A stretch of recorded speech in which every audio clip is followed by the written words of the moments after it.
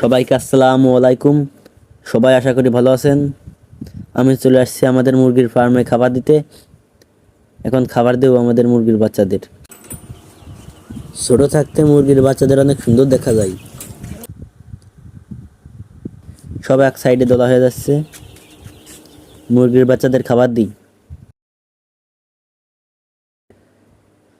আমাদের দুইটা ঘর, ওই ঘরে এখনো মুরগি উঠানো হয় নাই, আবার উঠাবো, একসঙ্গে উঠাই না। এই ঘরে 1400 বাচ্চা আছে।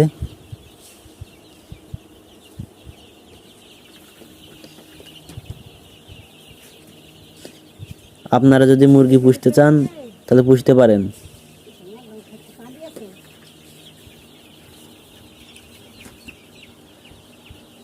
মুরগির বাচ্চা একটা মারা গেছে, আপনারা দেখতেই পাচ্ছেন।